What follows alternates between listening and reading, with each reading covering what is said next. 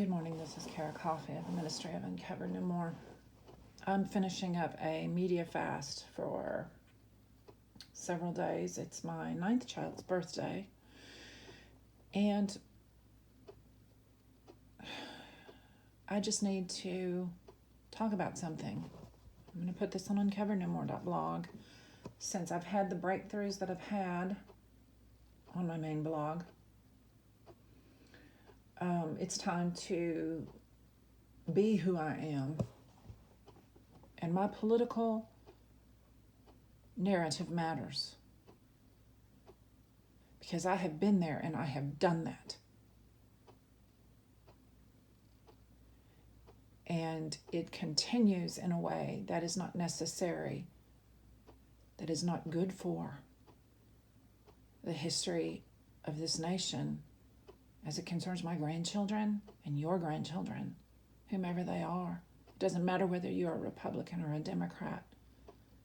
These issues are serious, and how the federal government has been running for generations is not what is going to take us to a universal approach in international issues of import as it concerns our grandchildren. This is 2023, not 1950. People, a lot of times in this country of small a America, want to stay in the world directly after World War II. The mindsets is what I'm talking about. But have all of the amenities of 2023 at their disposal. And they actually think if they just stay in those old paradigms, that all will continue to be solid. Because faithfulness matters. But that is not the kind of faithfulness that matters. Because largely that is a Christian Catholic paradigm that is fascist, if you really look at it, when it comes to government. I'm watching Madame Secretary. I'm on season 3, and I just watched a small portion, and they're coming up on an election cycle in the show, just like we're doing. 2024 is our next election cycle. And I am beyond any way to express it. Raging and then just frustrated on the inside of my insides as a woman in this country. I was this way the past 2 elections. And it isn't changing. The candidates are of the paradigm that I just outlined for you.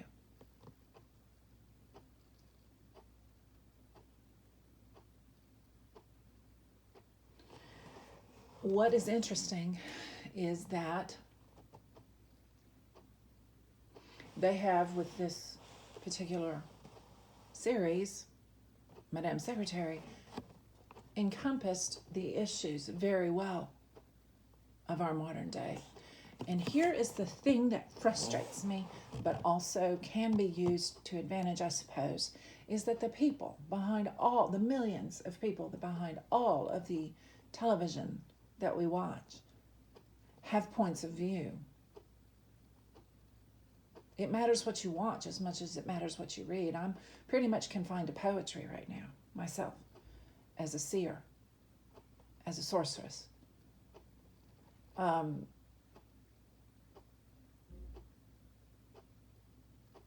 But this show is as an excellent snapshot of what is happening under the surface and has been since I was born, y'all.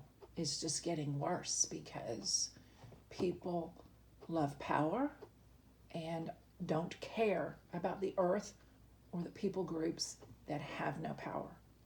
Bottom line. has always been that way. And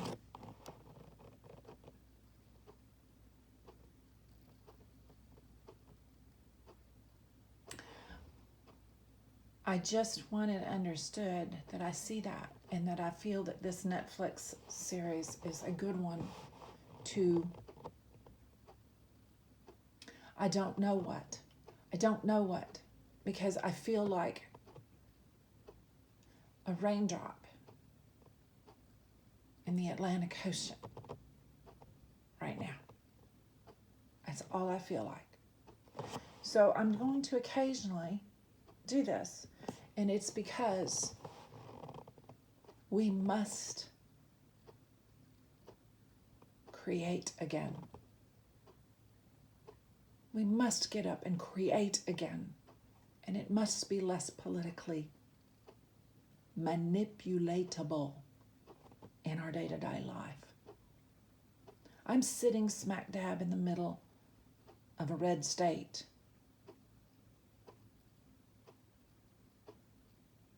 The world system and the earth, but the earth does. See, the earth knows me.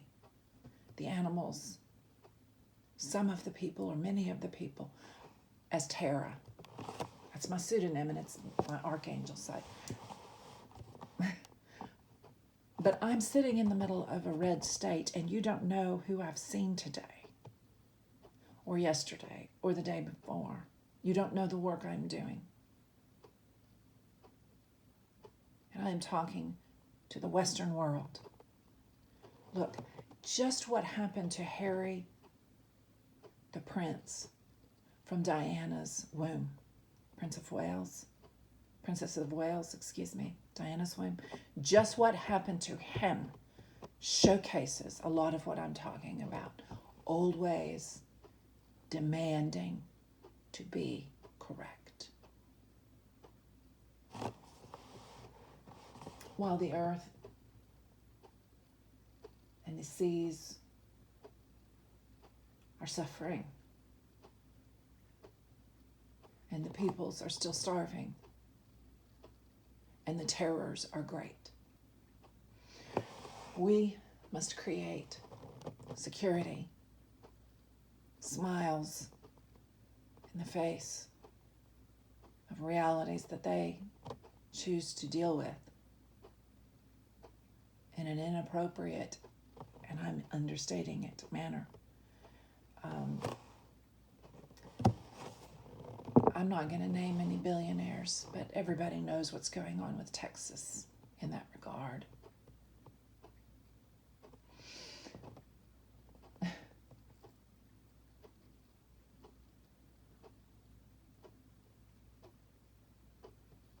Expediency of power seems to me to come above and beyond in wickedness, universal love.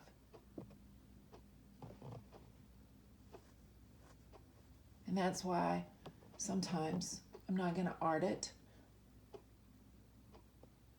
I'm not going to pray for it.